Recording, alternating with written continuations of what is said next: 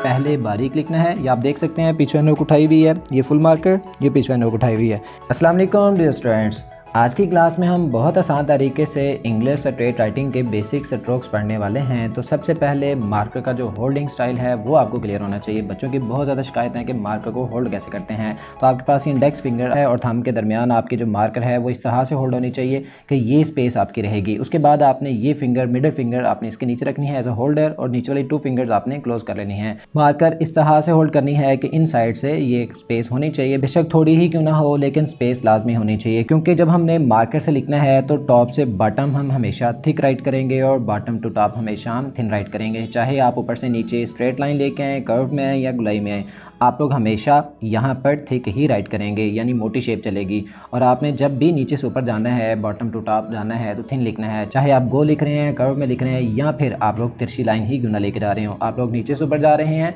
तो आप लोग ऑलमोस्ट बारीक ही लिखेंगे। तो मार्कर की जो रोटेशन है वो आपको क्लियर होगी तो आप लोग मार्कर से ये थिन एंड थिक कर सकते हैं। तो सबसे पहले हमारे पास ये स्ट्रोक्स हैं, इनको लिखने के लिए हमारे पास मार्कर की जो ऊपर वाली नोक है वो लेफ्ट साइड को होनी चाहिए और मार्कर की जो लाइन है वो कॉपी की लाइन के बराबर होनी चाहिए। यानी कट मार्कर की जो लाइन है वो आपने लाइन के बराबर रखनी है। किस लाइन के बराबर रखनी है? कॉपी की लाइन के बराबर। तो यहाँ पर आपने बिल्कुल इस तरह से होल्ड करना है मार्कर को कि अंदर से स्पेस खाली रहे। ऊपर वाली नोक लेफ्ट साइड को होनी चाहिए, आपने स्ट्रेट लाइन नीचे की तरफ लेके आनी है, मोटी लाइन आप नीचे लेके आएंगे कुछ ऐसे।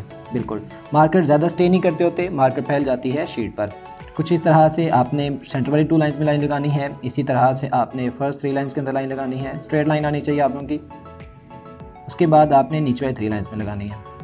तो आपके पास देखा जाए तो हमने ऊपर से नीचे लिखा है तो ये मार्कर से मोटा लिखा है। स्टार्ट और एंडिंग आपकी एक जैसी होनी चाहिए, जैसे आपने स्टार्ट लिया वैसे ही आपने एंड भी कर लेना है। तो इससे आगे वाली जो हुक है उसको लिखने के लिए आपके पास पहले थिक लाइन चलेगी, देन आपने मार्कर पीछे वाली नोक उठानी है ऊपर वाली नोक से। यानी ये देखें हैंड में अगर आप देखें तो मार्कर मेरी रोटेट हो रही है, तो ये जो रोटेशन है ये आपकी क्लियर होनी चाहिए। तो पीछे वाली नोक उठा लेनी है, ऊपर वाली नोक से आपने ये बारीक राइट करना है। फिलहाल आप ब्रेक करके लिखेंगे, इकट्ठा आप राइट नहीं करेंगे। तो इसके बाद आपने आगे वाली शेप लिखनी है जिसमें आपने पहले बारीक लिखना है। ये आप देख सकते हैं पीछे नोक उठाई हुई है, ये फुल मार्कर, ये पीछे नोक उठाई हुई है। रोटेशन जो है वो आप लोगों ने एंटी क्लॉक रखनी है, एंटी क्लॉक यूँ। उसके बाद आपने यहाँ से थिक लाइन नीचे लानी है यूँ। तो ये बारीक ऊपर, मोटा नीचे, इस तरह से आपने मार्कर होल्ड करते हुए ये शेप्स राइट करनी है। देन आपके पास सर्कल है तो सर्कल के लिए भी कुछ इस तरह से है। मैंने बात की थी कि कर्व में भी नीचे हम थिक आएंगे, तो जैसे कि मार्कर यहाँ पे हम फुल मार्कर रखेंगे यूँ नीचे थिक।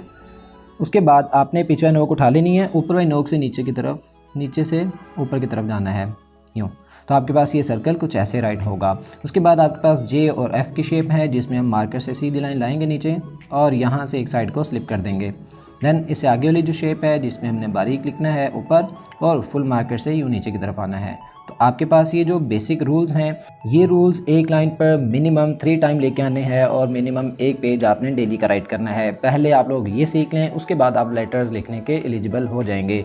आप लोग अपना होमवर्क चेक करवाने के लिए हमारे दिए गए व्हाट्सएप नंबर पर भी रब्ता कर सकते हैं, होमवर्क चेक करवा सकते हैं। हमारी टीम आपको लाजमी रिस्पॉन्स करेगी। अपना बहुत सा ख्याल रखिएगा।